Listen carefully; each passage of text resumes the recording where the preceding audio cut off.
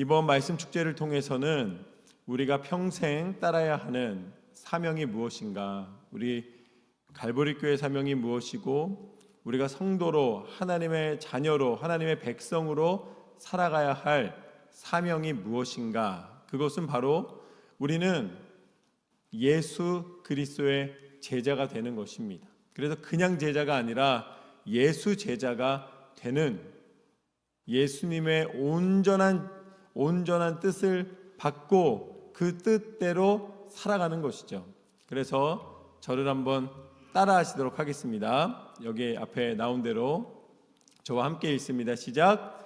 예수의 완전한 제자가 되어 모든 세대와 민족을 살리는 말씀 공동체. 할렐루야. 이게 예수 제자 선언문입니다. 예수 제자 선언문.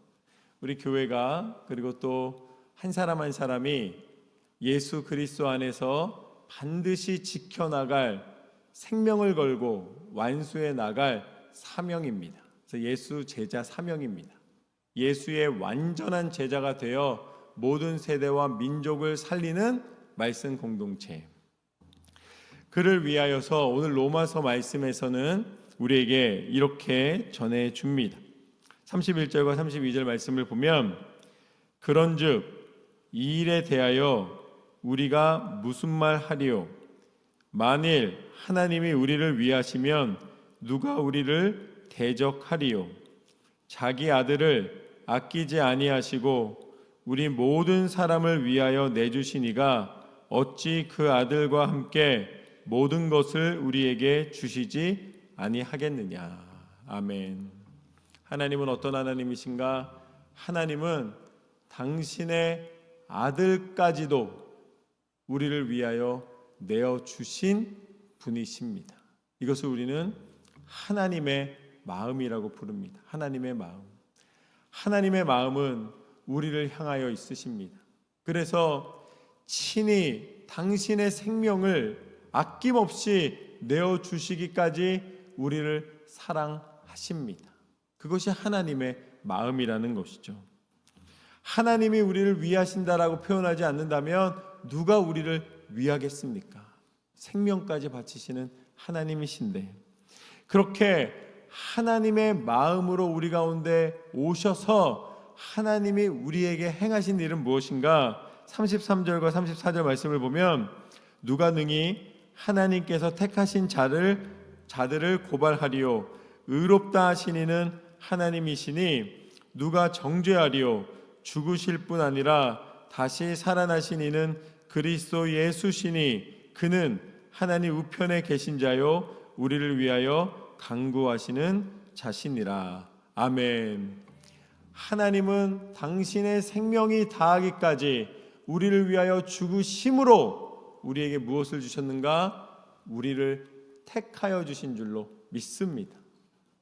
내가 하나님을 택한 것이 아니라 하나님이 나를 존재케 하여 주시고 나를 택하여 주시고 그 사랑 안에 거하게 하여 주셨습니다. 우리는 하나님의 택하심을 받은 사람들입니다. 그러기에 하나님이 택하신 자들을 하나님께서 뭐라고 말씀하시냐면, 오늘 바울을 통해서 의롭다 하셨다. 하나님이 의롭다 하셨기 때문에 그 의를 힘입어 우리는 예수 그리스도께서 우리 가운데 허락하여 주신 완전한 구원의 사랑을 허락받은 사람들입니다. 내가 완전해서 완전한 것이 아니라 예수님의 십자가의 그 사랑이 완전하기 때문에 우리는 완전히 구원받은 백성, 구원을 받은 것인가 안 받은 것인가 중간에 서 있는 사람이 아니라 완전히 하나님 편에 서 있는 사람이 된 것입니다. 우리의 마음은 흔들릴 때가 있지만 우리는 완전한 구원을 얻게 된 것이죠. 구원의 열차, 구원의 배에 우리는 오른 것입니다. 배에 올라서 멀미를 할 수도 있잖아요. 배에 올라서 때로는 내 혼자 나 이거 괜히 탄 건 아닌가 고민할 때도 있어요. 그래도 배는 간다. 배는 목적지를 향해 가는 것입니다. 우리가 한번 하나님의 그 구원의 배에 올라타서 하나님 앞에 예수 그리스도의 나의 구주이심을 고백했을 때 그를 택하셨다는 것은 그 배에 올리셨다는 것입니다. 그렇기 때문에 그 배 위에서 고민할 때도 있고 갈등할 때도 있고 배 위에 있는 사람들하고 다툼을 할 때도 있고 뭐 여러 가지 모습으로 살아간다 할지라도 궁극적으로 하나님 앞에 설 때까지 우리는 그 구원의 배에 올라 하나님 앞에 서게 되는 것이죠. 내 완전함 때문이 아니라 하나님이 우리 가운데 허락하신 예수 그리스도의 이름이 그 구원의 은혜가 완전하기 때문에 우리는 쉼을 얻을 수 있고 내 연약함 속에서도 하나님의 완전하심을 힘입어 내 의가 아닌 예수님의 의를 힘입어 의롭다 칭함을 받게 된 것입니다. 그것이 우리를 생명으로 택하신 예수 그리스도의 은혜입니다. 이것을 우리는 다른 말로 예수의 심장이라고 부르는 것이죠. 예수님의 심장이 우리를 향하여 뛰시기 때문에 그 심장은 멈추지 않기 때문에 예수님의 그 심장으로 우리를 사랑하실 때 예수님의 심장을 힘입어 우리는 영원한 생명의 은혜를 얻게 됩니다. 그리고 우리 안에 예수의 심장이 들어오게 되면 우리 역시 영원히 뛰는 예수님의 심장으로 살아가게 되는 것이죠. 예수의 심장이 내 안에 들어온 사람을 예수의 제자라고 부르는 것입니다. 예수 제자. 우리는 예수 제자가 되어 세상의 제자가 아닙니다. 다른 어떤 이 일을 추진하기 위해서가 아니라 우리는 예수님의 생명에 동참하기 위하여 살아가는 사람들입니다. 그것을 다른 말로 뭐라고 표현하는가? 37절 말씀에 보면은 넉넉히 이기느니라. 할렐루야. 예수님의 심장을 받은 사람은 넉넉히 이김을 받게 됩니다. 예수님을 따르던 제자들이 예수님이 십자가 위에 죽으신다고 이제 예수님이 끌려가니까 자기도 끌려갈까봐 두려워서 다 도망가 버렸습니다. 거기에 예수님 앞에 호언장담했던 베드로가 있었습니다. 베드로는 예수님 세상 사람들이 다 떠나도 나는 절대 떠나지 않는다고 이야기를 했습니다. 그런데 예수님이 잡히시던 그날 도망갔을 뿐만 아니라 예수를 저주하며 3번이나 부인했던 사람이 바로 베드로입니다. 그런 베드로에게 요한복음 21장 말씀을 보면은 예수님이 부활하신 후에 찾아와 주십니다. 연약한 가운데 실망하며 그 예수님을 따랐던 시간들을 그냥 추억의 한 조각으로만 여기며 다시 배를 타고 물고기를 잡기 위하여 나가 있던 그 베드로를 예수님이 만나 주셨습니다. 그리고 베드로에게 물으십니다. 요한의 아들 시몬아, 내가 이 사람들보다 나를 더 사랑하느냐? 예수님이 왜 이렇게 물어주셨냐면 베드로가 그렇게 장담했기 때문이에요. 다 떠나도 나는 안 떠납니다 라고 얘기했는데 오히려 여인들은 그 곁에서 안타까워하며 예수님의 곁을 지켰지만 베드로는 그 호언 장담했던 이 말이 무색하게 떠나버렸습니다. 그러니까 예수님이 베드로의 눈높이에 맞춰서 질문해 주시는 거예요. 내가 이 사람들보다 내가 그렇게 장담했던 그 너의 말처럼 정말 나를 사랑하느냐? 아마 베드로는 굉장히 민망했을 것입니다. 왜냐하면 자신이 그렇게 지키겠다 말한 것을 지키지 못했고 예수님을 저주하며 부인했던 욕했던 그 시간이 기억났을 것입니다. 그때 베드로는 고백합니다. 예수님께서 아시지 않습니까? 내가 예수님을 사랑합니다. 그때 예수님 베드로에게 뭐라고 말씀해 주시냐면 내 양을 먹여라 라고 말씀해 주십니다. 우리가 잘 아는 것처럼 예수님께서 교회를 세우실 때 어디에 세우셨는가?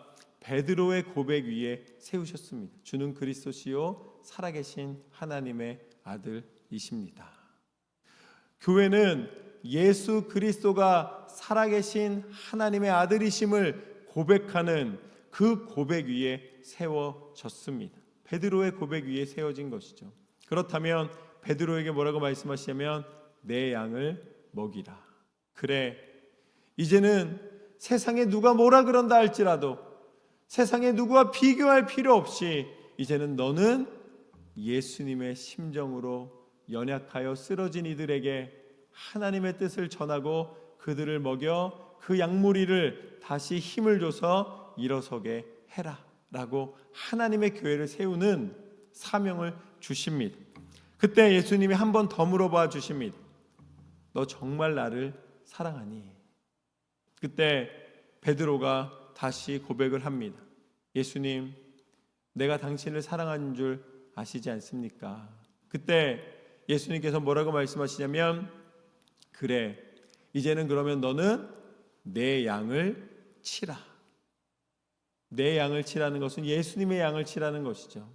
예수님이 이 목자의 마음으로 이 땅 가운데 오셔서 연약한 이들을 돌보시고 보호하시고 사랑하신 그 사랑을 베드로에게 전해주시는 것입니다. 그것은 이 시대에 하나님의 교회를 이루며 하나님의 공동체를 이루며 나아가는 우리들에게 주신 사명입니다.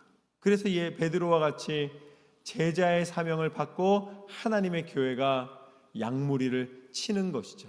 양무리를 친다 그러니까 너 잘못했어 이렇게 때려서 온전하게 가는 것만 생각하는데 그것이 아니라, 양무리를 친다는 것은 주변에 양을 공격하는 많은 이 짐승들과 위험의 상황에서 보호하여 주는 것입니다.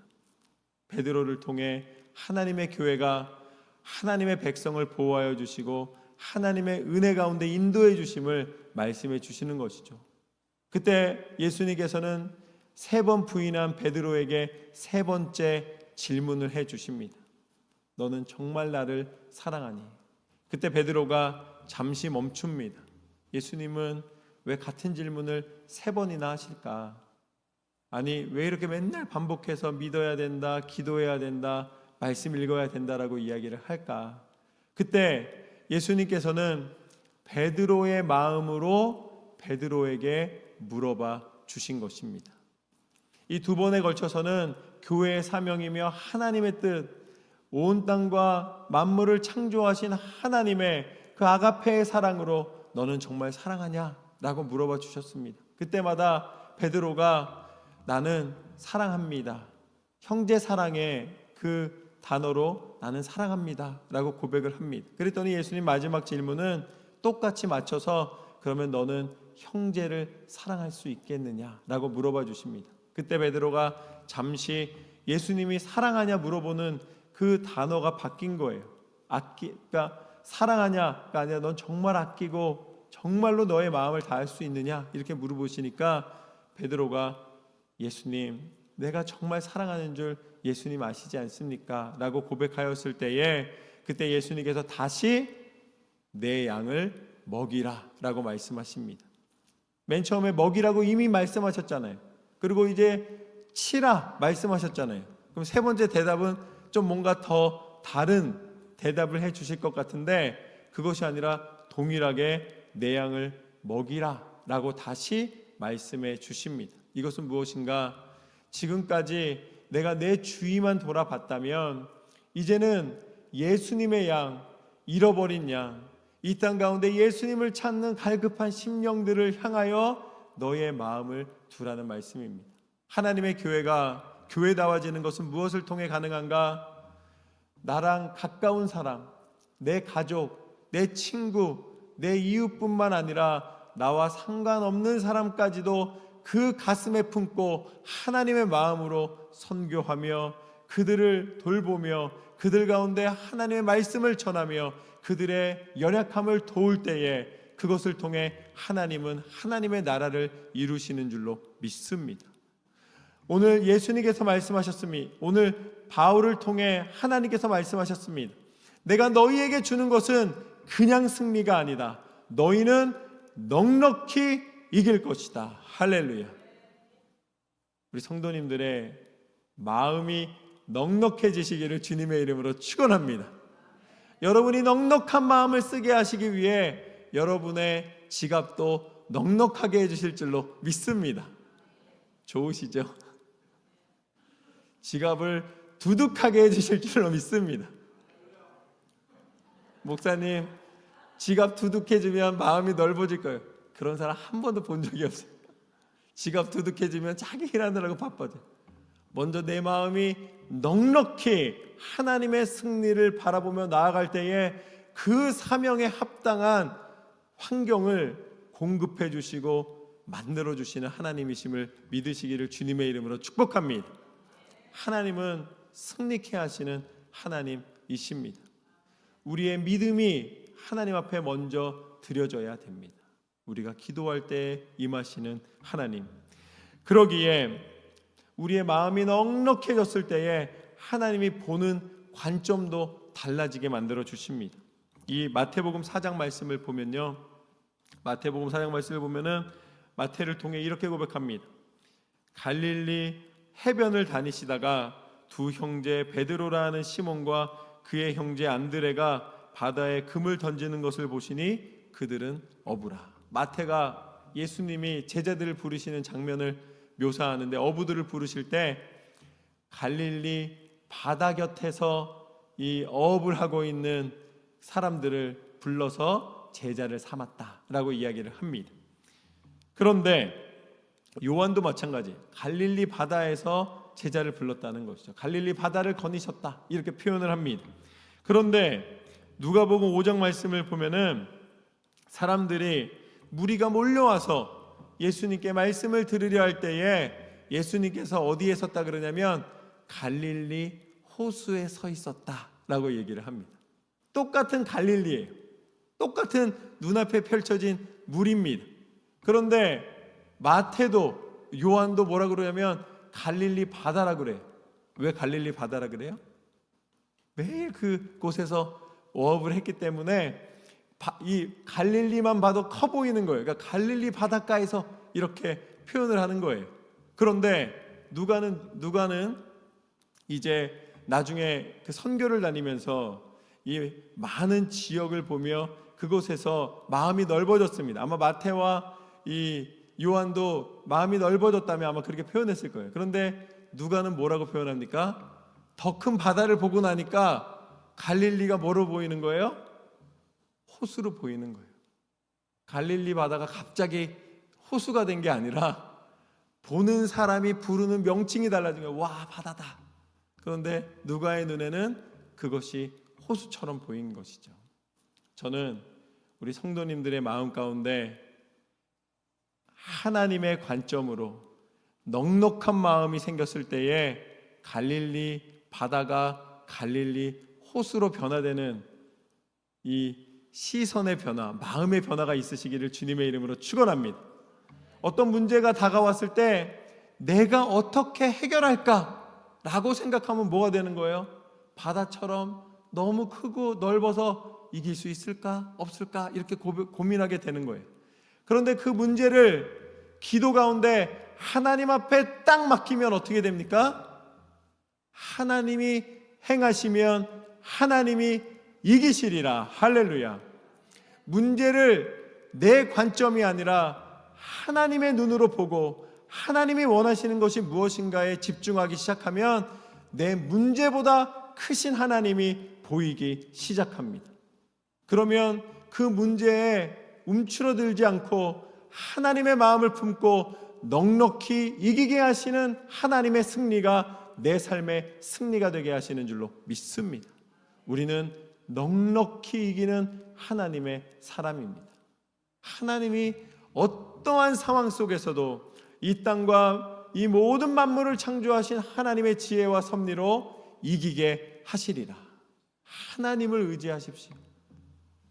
내게 부족하고 내게 힘겨운 문제일 뿐이지 하나님의 손이 임할 때에 그 모든 것은 해결되게 됩니다. 그러기에 하나님께서는 38절과 39절 말씀에 이렇게 말씀해 주십니다. 내가 확신하노니 사망이나 생명이나 천사들이나 권세자들이나 현재일이나 장래일이나 능력이나 높음이나 깊음이나 다른 어떤 피조물이라도 우리를 우리 주 그리스도 예수 안에 있는 하나님의 사랑에서 끊을 수 없으리라. 할렐루야.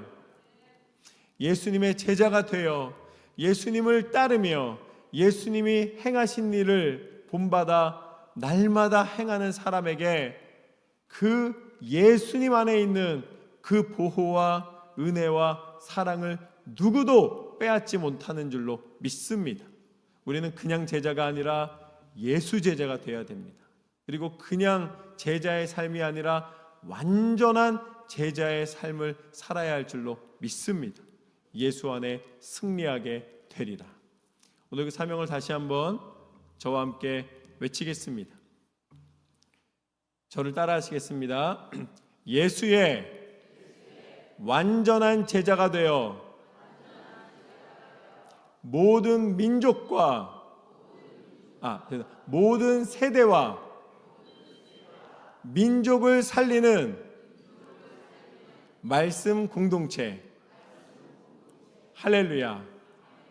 우리는 예수 그리스도의 제자가 되어 완전한 제자가 되어 모든 세대와 이제 우리 가운데 허락하여 주시는 모든 세대와 모든 민족을 살리는 하나님의 구원으로 이끄는 말씀을 통해 살아나 말씀을 통해 사명 감당하는 하나님의 교회 되게 하실 줄로 믿습니다. 이 사명을 위하여 우리가 한마음 되어 끝까지 승리하는 삶이 되시기를 주님의 이름으로 축원합니다.